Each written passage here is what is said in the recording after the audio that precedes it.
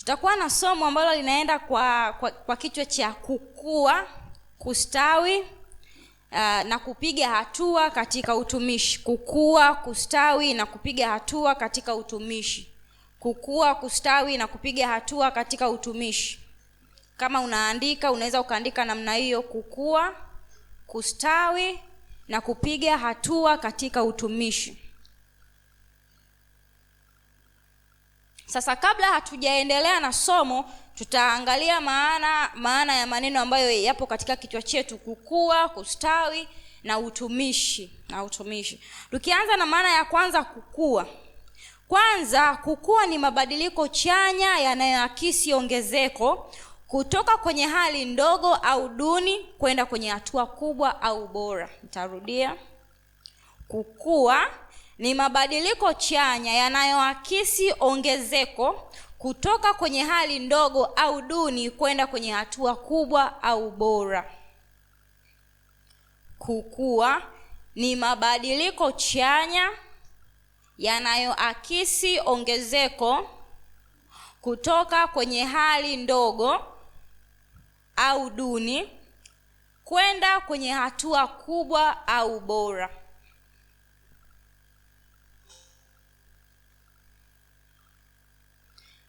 Kama tumeenda pamoja, tumeiandika, nipate amen. Amen za watu wa Bwana.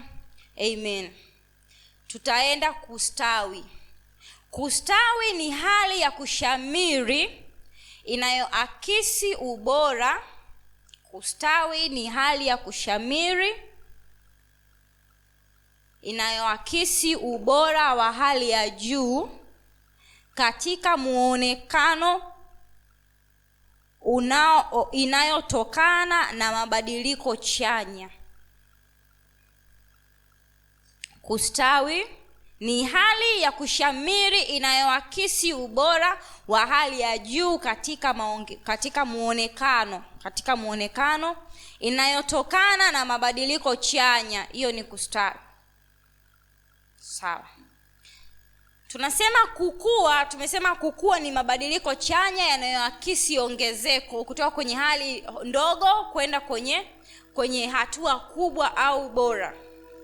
Kitu chochote ambacho namna ambavyo kipo leo hakifanani na namna ambavyo kinakuwa kesho, maana yake kimefanya ukuaji. Unapopanda mbegu, somo letu tutakuwa na mifano sana ya mbegu kwa sababu ndio namna ambavyo imekaa sawa kwa mujibu wa somo. Unapopanda mbegu leo na unakaa wiki moja, asubuhi unapoamka unakuta imeota, maana yake imekua. Ni hatua ambayo imepiga kutoka kuishia kuwa kwenye mbegu na kutoka kuwa mmea. Ndivyo inavyokuwa. Amen. Sasa kustawi kwanza kunaendana na, yani kunatokana na ukuaji. Hapata kuwa na ustawi kama hakuna ukuaji. Lazima ukuaji uanze ndio ustawi ufuate. Kwa hiyo ustawi unamtegemea ukuaji. Bwana asifiwe. Unapokuwa una maua nyumbani, umepanda maua nyumbani, unayaona yakikua, ila mengine huwa yanaishia kukua tu, ila kuna lile huwa unaliona limestawi. Kwa sababu moja, kustawi huwa kunaonekana.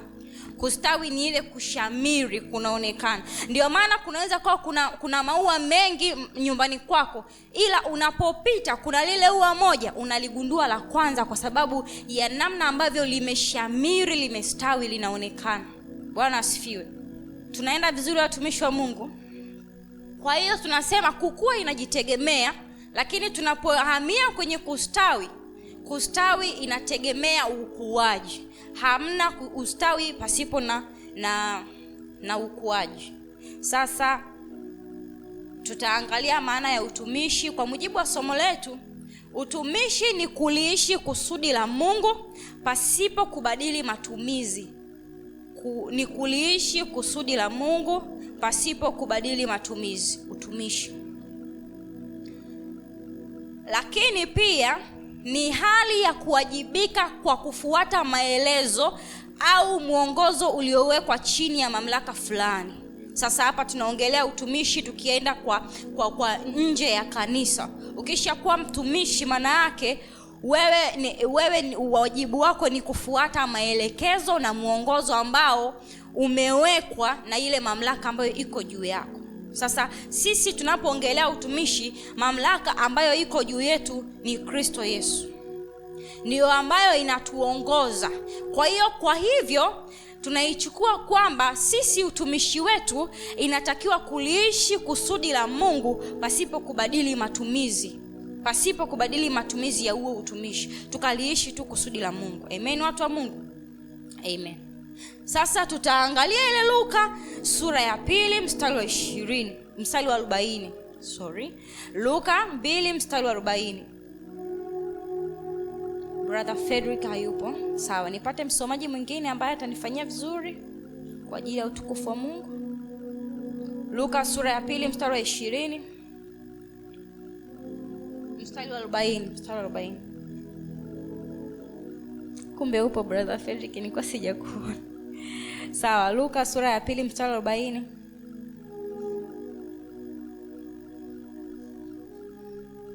Sawa. Inasema hivi, yule mtoto akakua, akaongezeka nguvu, amejaa hekima na neema ya Mungu ilikuwa juu yake.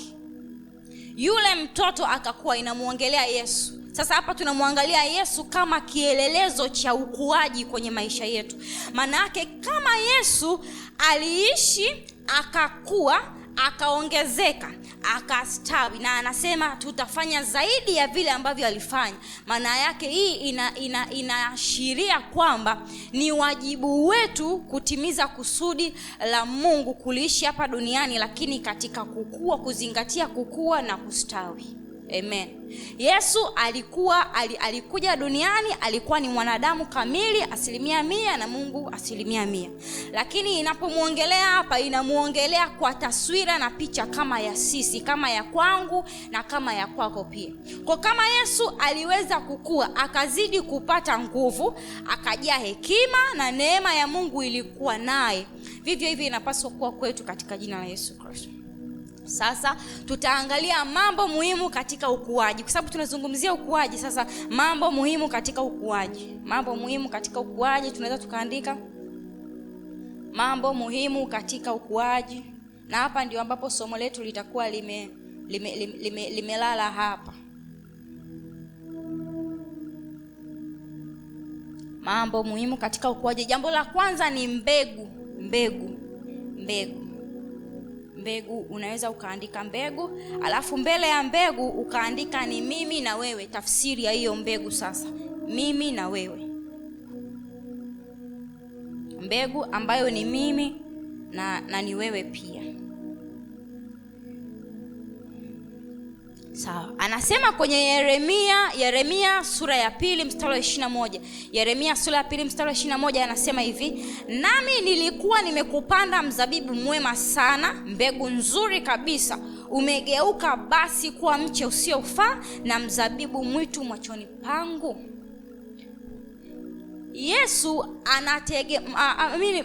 Mungu anategemea kuona matokeo ya ukuaji kwetu. Manake kama sisi ni mbegu tumepandwa, alafu anaona kwamba ni mbegu ambayo haikui wala haistawi, maana yake hiyo mbegu inamletea Mungu ile hasira kwamba kwa nini nimekupanda lakini nikigeuka sioni ukuaji wako wala sioni ustawi. Sasa hili neno linatuonesha kabisa kwamba sisi ni mbegu ambao Mungu akituangalia mbinguni na ametupanda, anategemea kuona matokeo kutoka kwenye hizi mbegu ambazo ni mimi na wewe. Matokeo hayo ni ukuaji na ustawi. Ndio kitu ambacho mbegu inaweza kufanya. Kama mimi nikipanda mmea wangu ukakua ukastawi, mimi kama mpandaji ninafurahi. Sema yes. Nikikiangalia sema nilipanda mimi, ni mikono yangu ilipanda.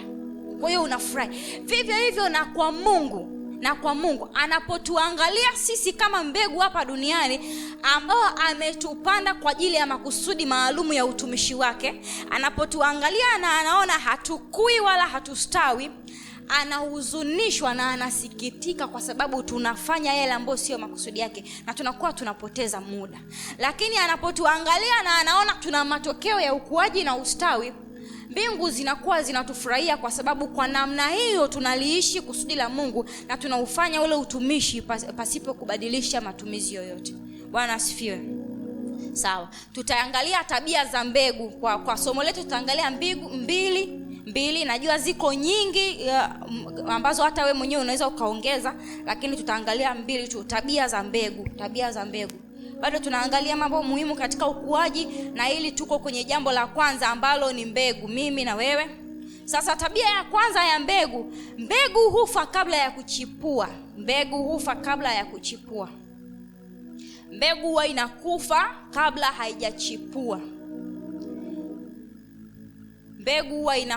kabla haijachipua. Na tunaweza tukamwangalia tai kama mfano wetu mzuri juu ya hii, kwamba mbegu huwa inakufa kabla haijachipua. Tunamjua tai anapokuwa ameishafika kwenye ule umri ambao kwanza ni mzee, lakini manyoya yake ni mengi yanamzidia. Tai huwa anatafuta sehemu pasiri kwenye pango kabisa ndani ambako hakuna kitu chochote ambacho kinaweza kikamfikia.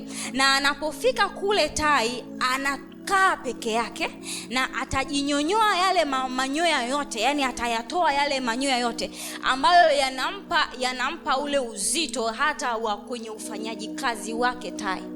Kwa anapotoa yale manyoya yote, tai anatulia kule akingojea mapya yaoti. Na mara hii yanapoota mengine mapya, tai anapotoka hafanani kama yule wa kwanza. Yaani kama angekuwa ana desturi ya kukatiza hapa kila siku saa 10 jioni, na tunamuona huyo ni tai yule pale amekatiza kila siku, anakatiza saa 10 jioni. Inapofika muda ambao amejifungia kule, hatutamuona. Ndio tutabaki tukiulizana, au alikufa, au alipotea, au alipata mahali pengine pa kupita tena sio hapa. Lakini yeye anajua mahali aliko na anafanya nini kule faraga ambako yuko peke yake, na anazitweka nguvu. Sasa yule tai yule ambaye tunamngoja apite saa 10 jioni, baada ya muda akiisha kuwa amekamilika vizuri, akija kupita tena kwa baada ya muda mrefu, tutajiuliza yule ndio yule ambaye tumemzoea, kwa sababu hafanani na yule ambaye alikuwa anapita. Safari hii anakuwa ni mpya, mwenye nguvu zaidi ya vile alivyokuwa mwanzo. Muonekano wake uko bora, uko mzuri, ni amestawi kuliko vile alivyokuwa mwanzo. Hivyo ndivyo ambavyo inabidi iwe kwetu sisi watumishi wa Mungu katika utumishi. Yaani ni muhimu sana kuwa na muda ule wa faraga, wewe na Mungu peke yako, wewe na Mungu, kwa sababu kule ndiko sehemu pekee ambako unachota na kutweka nguvu mpya. Na mara hii unaonekana tu ni kawaida, lakini unapofanya hivyo, ukija kutoka kwenye kile chumba ambacho ulikuwa wewe na Mungu, hata mtu asiyekufahamu ataona ule utukufu wa Mungu. Yaani haitajiki, hapo mwanzo nimesema kitu ambacho kimestawi huwa kinaonekana. Unapotoka kule na unakuja, watu tunakuona, tunajua kabisa sio yeye, hakuwa hivi, kuna kitu cha ziada kiko ndani yake. Kwa sababu mara hii unarudi na nguvu zaidi ya zile ambazo ulikuwa nazo mwanzo. Unarudi na utukufu wa Mungu mkubwa zaidi ya vile ambavyo ulikuwa mwanzo. Unarudi ukiwa tofauti na vile ambavyo ulikuwa mwanzo. Ndio ambavyo tunatakiwa kufanya, kwa sababu hii inasaidia ukuaji wetu, inasaidia sisi kustawi. Hii tabia ya tai inabidi iwe ndani yetu sisi waamini katika jina la Yesu. Na jambo la pili, mbegu ina asili ya nguvu. Mbegu ina asili ya nguvu. Tumesema ya kwanza, mbegu hufa kabla ya kuchipua. Maana yake kabla haujatokea tukayaona matokeo yako ya kukua na kustawi, kuna sehemu ambayo lazima ujichimbie wewe na Mungu, ndio hayo matokeo yataonekana. Lakini mbegu ina asili ya nguvu. Angalia namna ambavyo ninakuwa na mbegu ya maharage na ninaichimbia, nafukia vizuri, naweka udongo juu wa kutosha, kwa sababu najua kuna jirani yangu ana kuku watakuja kudonoa wasije wakaifikia ile mbegu yangu wakaiharibu. Kwa ninachokifanya, ninaweka udongo wa kutosha pale juu, si ndio? Siwa tunafunika na udongo. Inapofika muda wa hii mbegu kukua, haijalishi ni kiasi gani cha udongo umeweka pale juu, hii mbegu huwa inakuwa na nguvu ya kusukuma ule udongo na inatokea juu. Hivyo ndivyo ambavyo inakuwa kwetu. Kwa kadri ambavyo tunakuwa na ukaribu na Mungu na faraga ya Mungu, huwa inafika wakati ambao huyu mtu hazuiliki nyumbani mwa Bwana, hazuiliki mahali kokote. Unakuwa ni mtu ambaye hakuna chochote kinaweza kukuzuia wewe kuyatimiza yale ambayo ni mapenzi ya Mungu na yale ambayo ni makusudi ya Mungu. Kwa sababu ni mtu ambaye umechota zile nguvu na unazo zile nguvu za kusukuma chochote na unaonekana. Kwa hii mbegu unapolala unakuta imeshaota asubuhi, haikulazimishi kusema niangalie, wewe mwenyewe utaiona hii hapa imeota. Ndivyo ambavyo inakuwa kwetu. Huyu mtu anakuwa ni tunamuita unstoppable, hazuiliki, hakuna chochote kinaweza kikamrudisha nyuma. Amen, watu wa Mungu.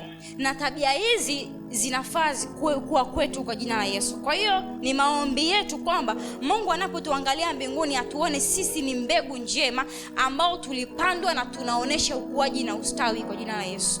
Na jambo la pili, tunaendelea na mambo muhimu katika ukuaji. Jambo la kwanza tumesema mbegu, jambo la pili ni udongo mzuri. Udongo mzuri ni mahali ulipopandwa. Udongo mzuri ni mahali ulipopandwa. Udongo mzuri, mahali ulipopandwa.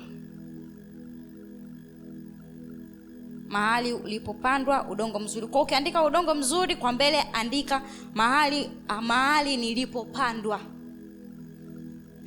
Sasa naweza nikawa na mbegu nzuri sana ya mahindi, nzuri kabisa, lakini nikaenda kuiweka kwenye udongo ambao hauendani kabisa na ukuaji wa mahindi. Nitasubiri sana nione mahindi yangu yakichipua, lakini haitotokea. Kwa sababu zikiwa kule wakati ule wa kufa, mbegu zitakufa na zitaoza, alafu haiwezi ikatokea. Kwa hiyo haya mambo yanaendana. Ninapokuwa na mbegu nzuri, nahitaji na udongo ambao ni mzuri, utasapoti ule ukuaji wa ule mmea wangu ambao nataka ukue. Tuangalie ile Mathayo 13 mstari wa 23.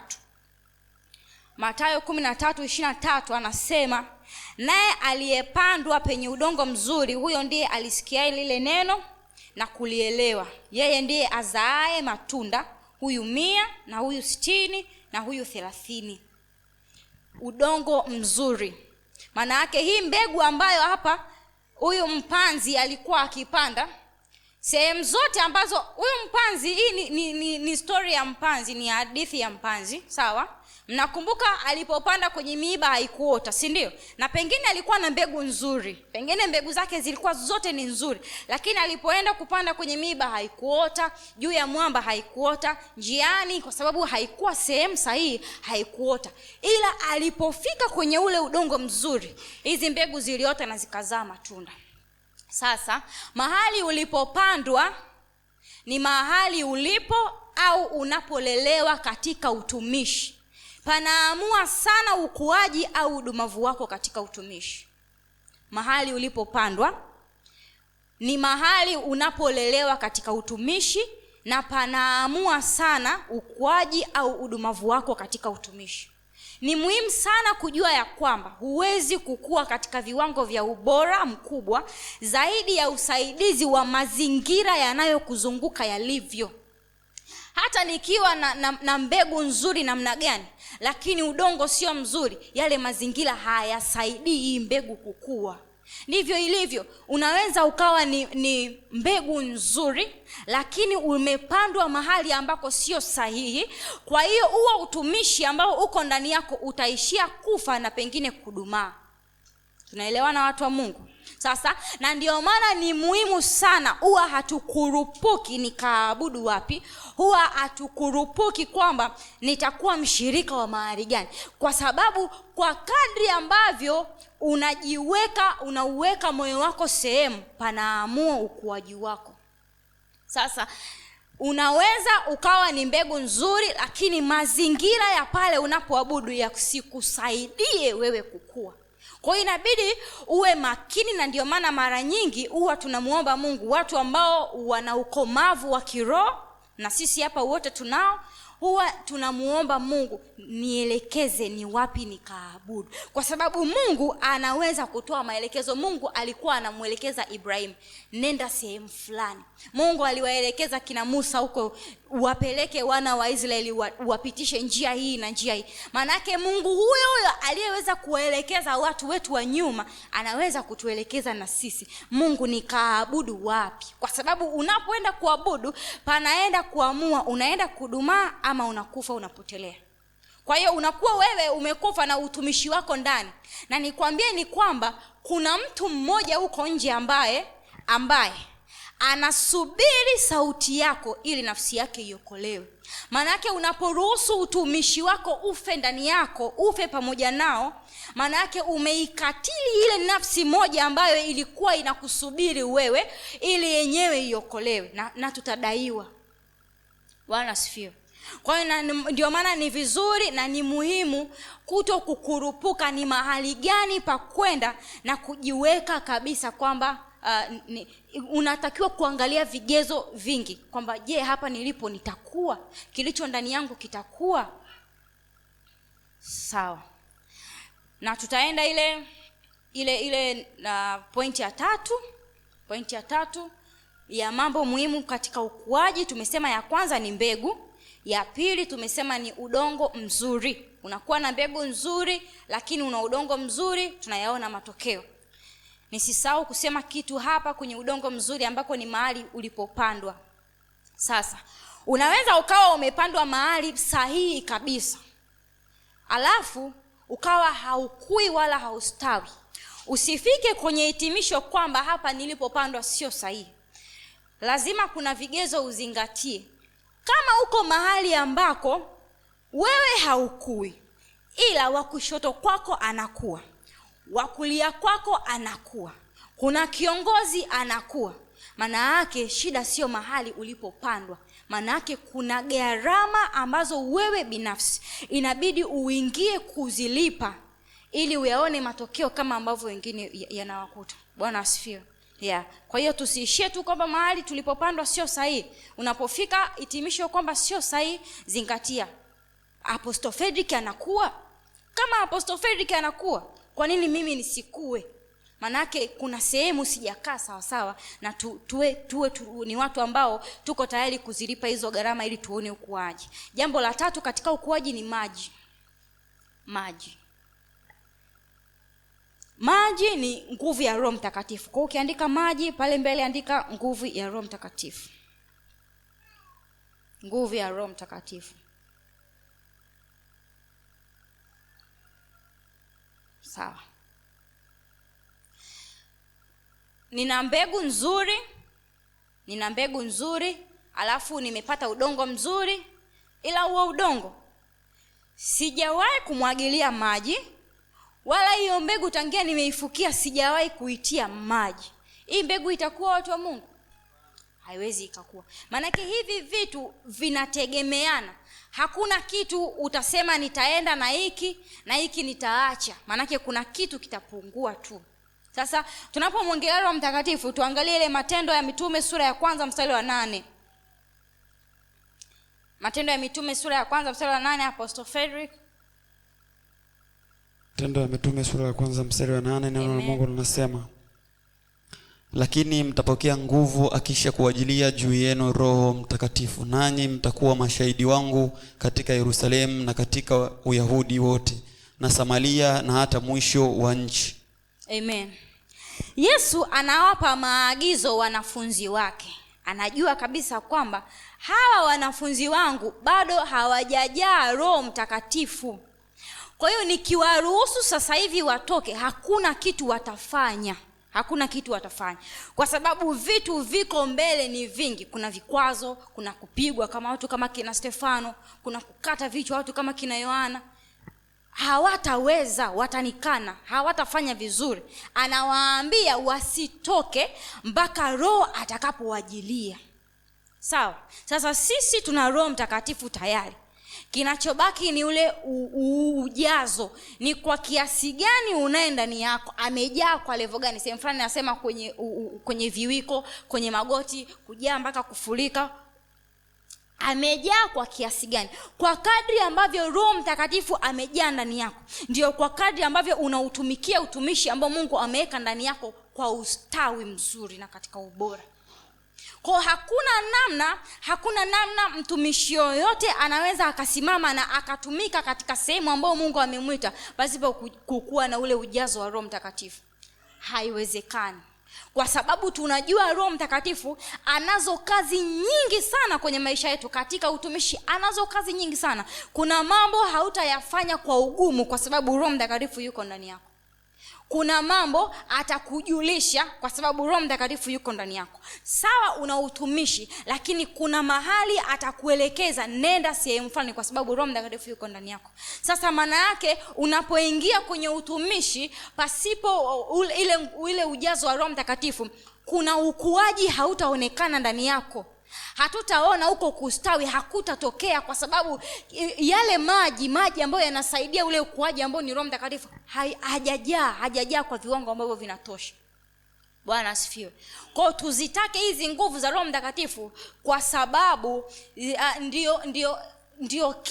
ndio jambo ambalo linaweza kutusaidia sisi katika utumishi wetu na tukayaona matokeo. Bwana asifiwe.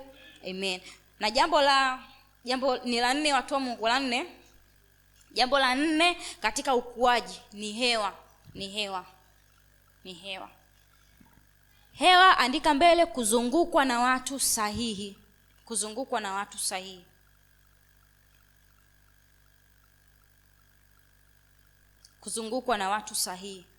Hewa.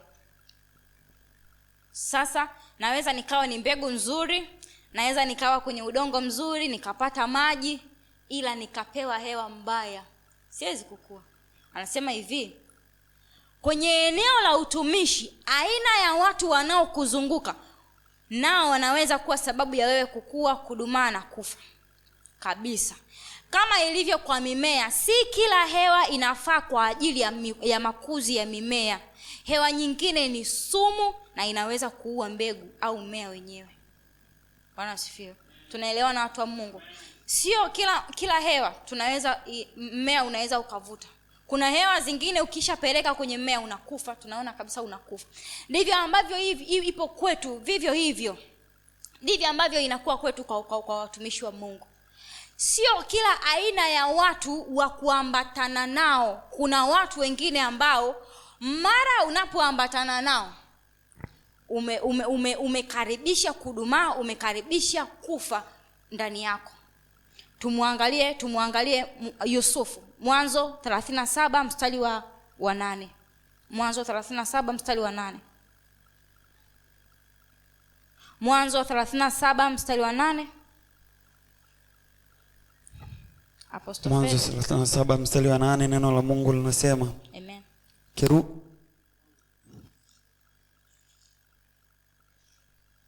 Mwanzo 37 mstari wa 8.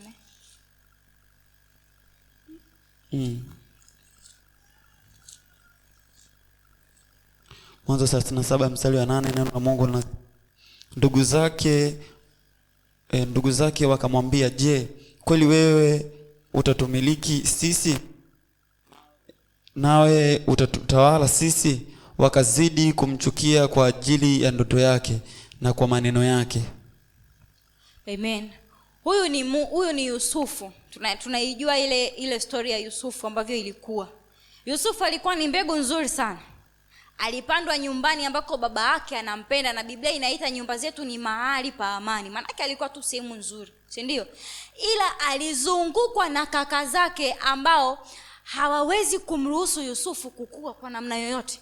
Wako tayari kwenda umbali wowote kuua kila aina ya hatima ambayo iko ndani ya Yusufu. Sasa ndivyo hivyo ilivyo Apostle Frederick anaweza akawa na kanisa. Hilo kanisa ni kanisa jema kabisa, ni mahali pazuri ambako nikienda nimepandwa. Lakini hapo kanisani kuna kakikundi kwa watu 3 4, ni wambea, wasinginyaji, wezi, waongo, wachonganishi, kila aina ya tabia ziko kwao. Mimi ninapochagua kwenda kuwa miongoni mwao, maana yake usije ukategemea kuona ukuaji wangu wala kustawi kwenye utumishi hata siku moja. Lazima nitakuwa nao. Wale watu lazima watasababisha mimi kurudi nyuma katika utumishi. Na kama itahitajika, Mungu atanitaka kwa gharama kubwa sana, ndio nitapitia mikasa mingi mpaka kuja kuufanikisha huo utumishi. Kama ambavyo ilikuwa kwa Yusufu. Ilibidi tu pengine awe kwa njia rahisi afike kwenye ile sehemu ambayo Mungu alikuwa amemuitia. Lakini kwa sababu ya chuki za kaka yake ambavyo walikuwa hawampendi, walisababisha aende shimoni, auzwe, aende gerezani, apitie mambo mengi mpaka kufikia ile kusudi la Mungu. Bwana asifiwe. Kwa hiyo ni vizuri sana mahali ulipo, ukijua ni mahali sahihi, basi chagua watu sahihi kwenye hapo ambako umepandwa wa kuambatana nao. Unapoona huyu si mtu sahihi wa kuambatana naye, japokuwa nimepandwa mahali sahihi, achana naye. Biblia inasemaje? Inasema ajifanyaye marafiki wengi ni kwa uangamivu wake mwenyewe. Haijalazimishwa wewe uwe na kikundi cha marafiki wengi, haijalazimishwa. Na marafiki watu huwa tunaangalia kwamba huyu anacheka sana na huyu, ile kufurahi na kila mtu. Biblia hiyo inaitaka sana tufurahi na watu, tufurahi. Lakini rafiki ni mtu ambaye umemuweka karibu kwenye maisha yako, anaingia ndani kwenye maisha yako, anao nguvu ya kunena chochote na ukafanya, anao ule ushawishi wa hali ya juu sana na ukafanya. Kwa hiyo hao ni watu ambao unapokuwa mahali popote, sio tu kwenye utumishi, kwa sababu huu ukuaji na ustawi unaweza ukatumika sehemu nyingi, hata makazini kwetu na sehemu kadha wa kadha, kwenye malezi, kwenye familia zetu. Unapokuwa sehemu sahihi na unajua uko sehemu sahihi, basi chagua wale walio wale ambao ni watu sahihi pia katika hilo eneo. Bwana asifiwe. Sehemu fulani anasema acha magugu na ngano vikue pamoja. Maana yake tume katikati yetu hapa wote tuko watu wazuri. Bwana asifiwe. Lakini inaweza ikawa huko uliko uko mahali sahihi, ila sio kila mtu anayo nia na anao utumishi na anamthamini Mungu kwa kiwango ambacho wewe unafanya. Kwa hiyo inabidi umtafute mtu ambaye anazo tabia na atakusaidia kwenye aina ya utumishi ambao Mungu ameweka ndani yako kwa jina la Yesu. Amen. Na tutaenda ile jambo la 5 la muhimu katika ukuaji.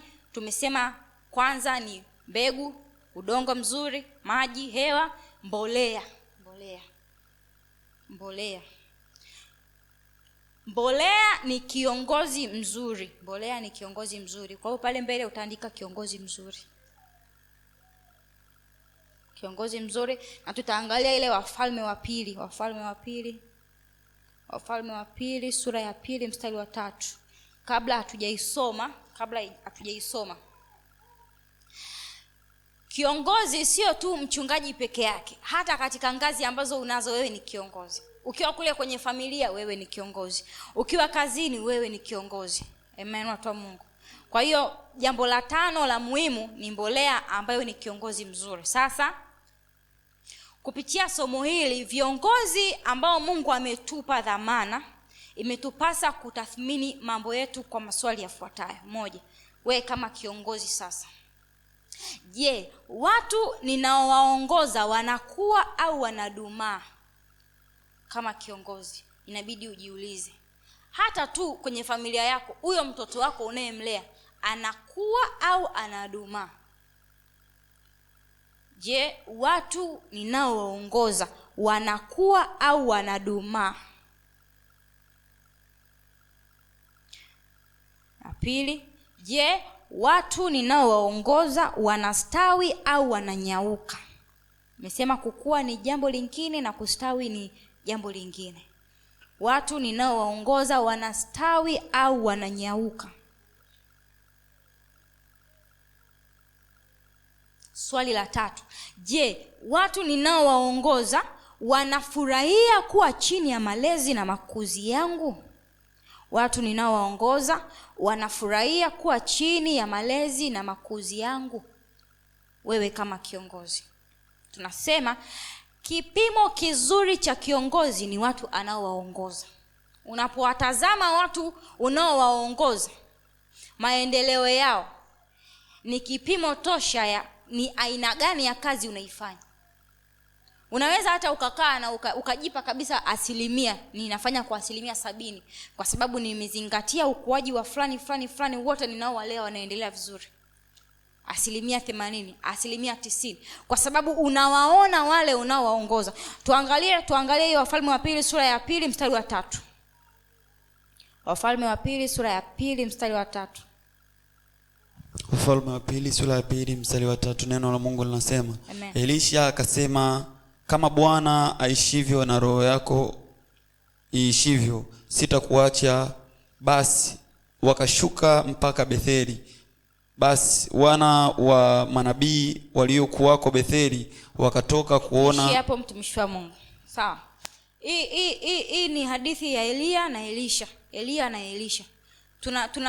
Tunajua namna ambavyo Elia alikuwa anamtumikia Mungu. Na mambo ambayo Elia aliyafanya. Elia alitenda mambo ambayo yalikuwa makuu. Tunajua kwamba Elia hakufa, alinyakuliwa, tunaijua hiyo. Bwana asifiwe. Yes. Sasa wakati Elia yuko anayatenda yale, Elisha alikuwa naye. Manake Elisha alikubali kwamba Elia awe ni kioo atakachokuwa anamwangalia. Kwa tafsiri nyingine tunaweza tukasema kwamba Elia alikuwa ni kiongozi wa Elisha. Bwana asifiwe. Elisha anasema hivi, Elisha akasema, kama Bwana aishivyo na roho yako aishivyo, sitakuacha. Tunapojibu ya kwamba watu unaowaongoza wanakuwa au wanastawi, namna ambavyo Elisha alikuwa anaambatana na Elia, tunaona utofauti kwenye maisha ya Elisha baada ya kwamba yuko na Elia. Bwana asifiwe. Hii ni assignment, kama hujaisoma unaweza ukapata muda ukaisoma na ukaielewa. Sasa unapojiuliza kwamba unaowaongoza wanakufurahia kuwa chini ya malezi yako, ukimwangalia Elisha alipojua kwamba Elia ataondoka, alimwambia hivi, ninaomba nusu ya roho iliyoko juu yako. Anaomba hivi. Utaomba nusu ya roho ya mtu ambaye ni mwizi? Hapana. Maana yake Elisha alikuwa anafurahia kitendo cha kwamba yeye yuko chini ya Elia kama kiongozi wake, na alikuwa akimwangalia anafurahia yale mambo ambayo Elia alikuwa anayafanya katika utumishi. Kwa akimwangalia anatamani kufanya hivyo, anamfurahia kiongozi wake kiasi kwamba anaiomba ile nusu ya roho ambayo iko juu ya Elisha iliyokuwa inatenda kazi ije juu yake. Na jambo lingine, ukiwa kiongozi ni vizuri kufurahia ukuaji na ustawi wa watu ambao unawaongoza. Angalia Elia alipoondoka, anamwacha Elisha alitenda mambo mabalaa. Si ndio? Alitenda mambo makubwa Elisha, kwa sababu kiongozi wake alishatengeneza njia. Na Elia hakuwa mchoyo, alikubali kumwachia. Si alimtupia kile kitambaa, si ndio? Kwa hiyo unapokuwa kiongozi, Mungu amekupa dhamana, kwanza ukubali kwamba watu ninaowaongoza wakue na wastawi. Kuna viongozi wengine wakikuona tu unaanza kukua, wanaingia na roho ya chuki. Yaani ni kwa nini anakuwa? Haitakiwi kuwa hivyo kwetu kwa jina la Yesu. Sisi wale ambao Mungu ametupa dhamana ya kuwaongoza, tuwe tukiwaangalia, tunaona ukuaji na ustawi ndani yao, tunawafurahia. Na mara nyingine wale tunaowaongoza tukubali kama watatenda makubwa zaidi yetu. Ifike hatua tukubali. Kwa sababu mimi ninapotaka kupanda muembe, natumia mbegu hii moja, napanda muembe. Ila huu muembe unapoota, hauoti na ile tunda moja la sawasawa na ile mbegu niliyopanda. Unaota ukiwa na matunda mengi, maembe mengine mengi. Lakini kuna uongozi wa kile kimbegu kimoja tu, ambayo tunaweza kusema ni kiongozi. Sasa angalia aina ya matunda ambayo yanakuja kutokea. Yanatokea matunda mengi. Kwa wakati mwingine tukubali kabisa kwamba Mungu anaweza kutuweka kwenye nafasi za uongozi, na tukubali tunapowaona wale ambao tunawaongoza wanakuwa zaidi yetu, kwa sababu Mungu anatuamini katika maeneo tofauti. Bwana asifiwe. Amen. Sawa. Sasa tumesema mambo ya muhimu katika ukuaji, na na tumeyaongea kwamba yanategemeana. Sasa nisikie sauti za watu zikinitajia jambo la kwanza mpaka ili tuliposema. Tumesema jambo la kwanza katika mambo ya muhimu ya ukuaji, jambo la kwanza, jambo la pili, jambo la tatu, jambo la nne, jambo la tano. Amen. Inaweza kuwa kuna mambo mengi ambayo yanaweza kusaidia ukuaji, lakini kwa mujibu wa somo letu ni mambo hayo machache. Tuangalie kanuni muhimu za kuzingatia ili uweze kufanikiwa katika huduma. Kanuni muhimu za kuzingatia ili uweze kufanikiwa katika huduma. Kanuni muhimu za kuzingatia ili uweze kufanikiwa katika huduma. Kanuni muhimu za kuzingatia ili uweze kufanikiwa katika huduma. Namba moja, mlengo wa utumishi wako uwe kwa ajili ya utukufu wa Mungu. Mlengo wa utumishi wako uwe kwa ajili ya utukufu wa Mungu. Mlengo wa utumishi wako uwe kwa ajili ya utukufu wa Mungu. Mlengo wa utumishi wako uwe kwa ajili ya utukufu wa Mungu. Tumeandika watu wa Mungu?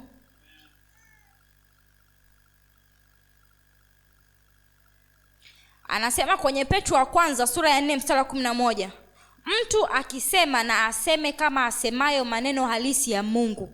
Mtu akihudumu na ahudumu kwa nguvu anazojaliwa na Mungu, ili Mungu atukuzwe katika mambo yote kwa Yesu Kristo. Utukufu na uweza unaye yeye hata milele na milele. Amina. Bwana asifiwe.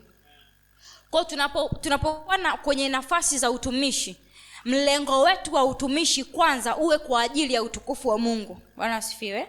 Na jambo la pili, tafuta namna yako ya kumfunua Mungu katika eneo lako la utumishi.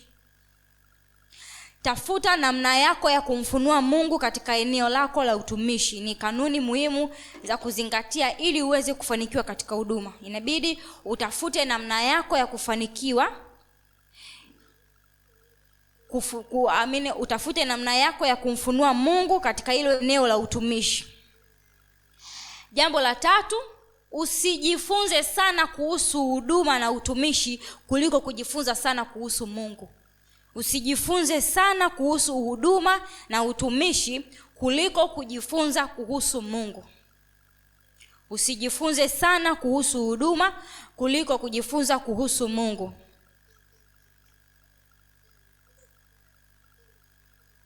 Watumishi wengi wanajifunza sana kuhusu huduma kuliko kujifunza kuhusu Mungu, hivyo wanapoteza maongozi ya Mungu katika huduma zao. Kwa hiyo tujifunze sana kuhusu Mungu kuliko kuhusu huduma na kuhusu utumishi. Lakini kanuni nyingine ya muhimu ya kuzingatia katika huduma, uwe na tabia ya kuchungika. Uwe na tabia ya kuchungika. Uwe na tabia ya kuchungika. Mungu anapokuwa amekuweka mahali, amekupanda mahali na ameweka huduma na utumishi ndani yako, uwe na tabia ya kuchungika ili uone mafanikio katika huduma.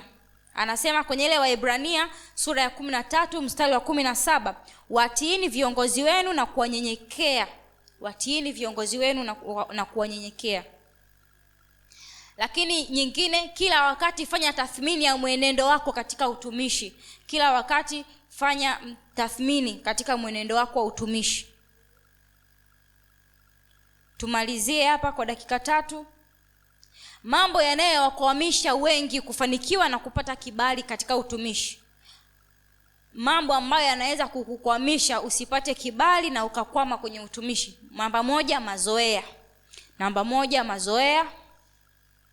Mambo yanayokukwamisha na mambo yanayoweza kukukwamisha katika kufanikiwa na kupata kibali kwenye utumishi. Namba 1 ni mazoea.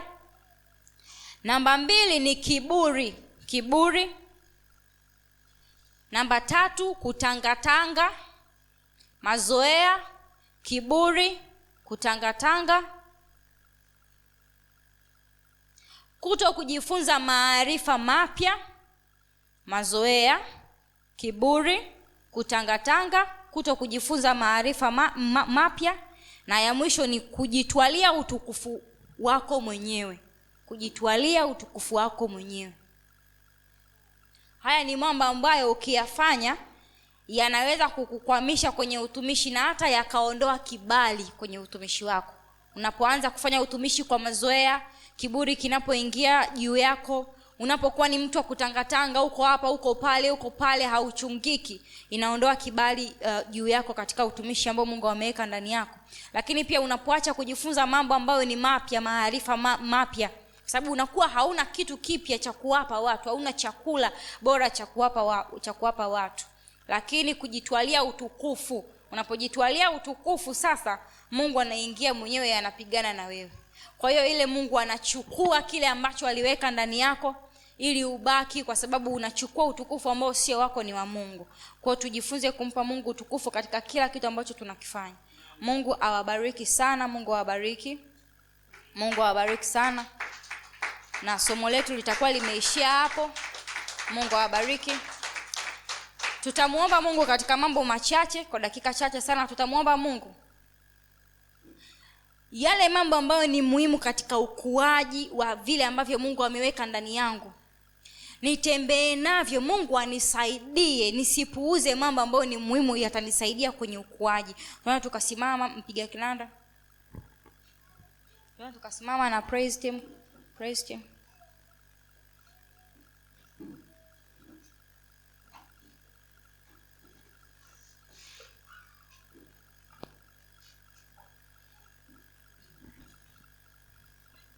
Tumejifunza juu ya ukuaji, tumejifunza juu ya ustawi, na tumesema kwamba hakuna ustawi pasipo na ukuaji. Kwa hiyo Mungu atusaidie tuwe ni watu ambao mbingu zikituangalia zitufurahie, kwa sababu zinayaona matokeo kwenye maisha yetu. Mbingu zinapotuangalia zione ni kwa kiasi gani tumekuwa, tumepiga hatua, tumeongezeka, tumekuwa na ustawi. Kwa sababu tunapofanya hivyo tunauwakilisha ufalme wa Mungu vizuri. Amen. Neema ya Mungu ni kuu mno,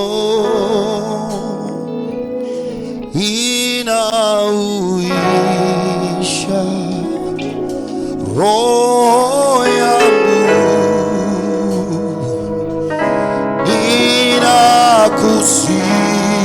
ninakusifu na kushukuru na kuinulia mikono yangu juu. Oh, neema ya Mungu ni kuu mno,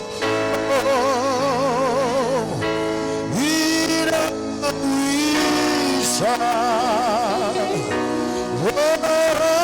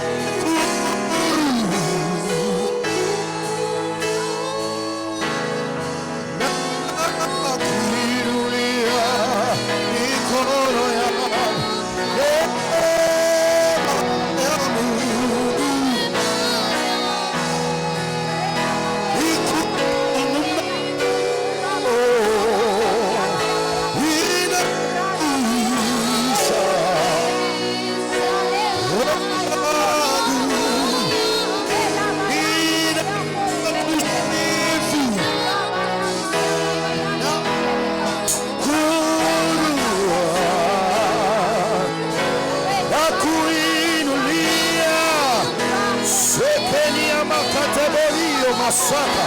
Sema mikono yangu. Hey, mikono yangu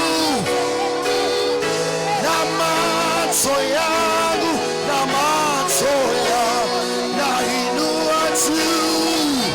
Shikamana ila kusifu na kushukuru.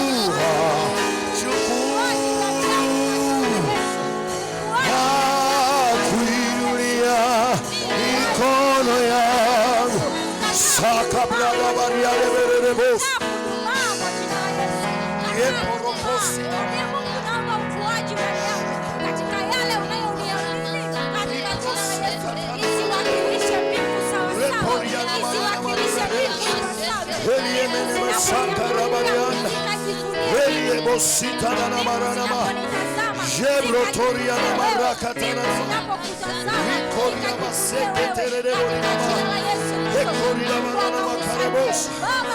Elinda maskotea Roma saka tana mareneros ikatabarana male ikatarana male kanda na makos tusaidie Bwana